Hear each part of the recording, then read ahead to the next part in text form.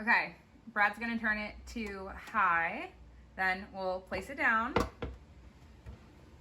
Then we're gonna take, this is 2 pounds of some, it's like stir fried beef. So just super like lightly sliced, I guess. I don't know why I said lightly, but so we're just gonna place that in, ooh, your girl needs to do her nails, in the bottom of the crock pot. I always say, use something that is a cheap cut, not something that's expensive. This is just what we happen to have, this is just what we happen to have had in our deep freezer. So we're just trying to use it up. So we're gonna add that.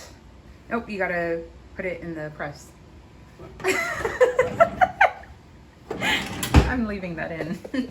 Then we're gonna add 4 cloves of garlic, then just scrape it on the side. Then we'll do the other 2 cloves. Then just always scrape everything off. And then if you wanted to dice it, you absolutely could, or if you wanted to slice it in a couple of pieces. I just like to use this because it makes it a lot easier.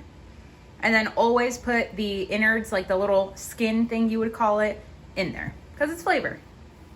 Then you're gonna add 1/2 cup of chicken broth, or even if you wanted to do water with a little bit of bouillon, season it to taste with that. I'd say start with about a teaspoon, then just pour that. Then he's gonna add 1/3 cup of some honey. And since this recipe is like pretty much, I mean, it is simple, so I wouldn't really be able to offer that many swaps here. For the honey, of course, I usually say you can use maple syrup as a replacement, but I feel like maple syrup will make it too sweet without kind of that Asian-y flavor that you would naturally get from the honey. So stick with honey. Or maybe agave, but I haven't tasted it in this recipe, so I wouldn't be able to tell you guys how the agave would work. Then add 1 tablespoon of chili garlic sauce. Chili garlic sauce to me is, like I said, with the ingredients here, they're very minimal, so you really need it. Obviously, you will see all of the little like specks and flecks and all of those little things in there. That is from the red pepper flakes that are in there. You need this for heat and for flavor. If you happen to not have it, then maybe you can get away with just adding red pepper flakes, but of course, this is gonna give you that Asian-y flavor that we're going for. Then you can add 2 tablespoons of some soy sauce. You guys know this soy sauce we got. It's not really my favorite. It's, I don't know. I like my Kikkoman, I think if I'm pronouncing that correctly. That one's just my favorite. But 2 tablespoons of soy. You need that for salinity. Oh my, okay. That works too. But once again, you need the soy sauce for saltiness and for flavor. Then we're just gonna kind of eyeball here a teaspoon of sesame oil. I always tell you guys, sesame oil is not like olive oil. It is so potent. If you put too much, you will mess everything up.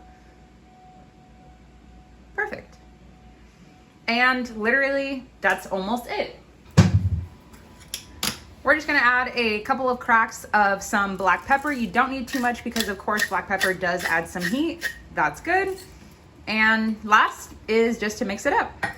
So now we're just kind of gonna mix it up. Our meat was still like semi-frozen, so it's just kind of there. We just wanna submerge it. And then you just wanna make sure you scrape all of the garlic that was on the side. And that's it. It is literally so simple. And so I know you guys definitely requested that you guys wanted Brad to start filming more videos, and he just isn't fond of narrating them, but he has no problem having to do the cooking. And I will also have to show you guys, he made a creamy pasta yesterday to die for. So good. So we'll definitely have to film that one again. Okay, so once you have everything nicely done, and do not worry because the meat is gonna pull extra moisture, so you will end up with more sauce in the end. And also you can do this in the Instant Pot, but of course I don't know how long to tell you guys to cook it in there. So we're just gonna go on the slow cooker mode. Now we have it on high because it is definitely almost 1 o'clock as we are filming this. So by the time we come home from doing some grocery shopping, I know you guys have been seeing all of the grocery hauls, but by the time we come home, I want this to be done, or at least like 75% of the way done. So we're gonna leave it on high. We are going to add the lid undisturbed, leave it alone for 4 to 5 hours. And we'll come back and show you guys what it looks like. Okay, we are back now, and because of the cut of meat that we used, it is literally just falling apart. So it was already sliced fairly thin. So if you were gonna use like a chuck roast or any type of like pork, You definitely, obviously, the smaller you cut it, just like potatoes, the quicker it is going to cook. It smells so good. Now, I did give it a little taste test, just the juice, not any of the meat. It definitely needs a good amount of salt, but other than that, flavor is spot on. And it is spicy, so if you want to reduce the amount of chili garlic sauce, go for it.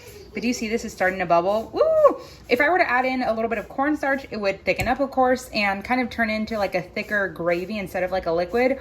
But do as your heart pleases. We're just gonna cook up some rice and then we'll be good to serve.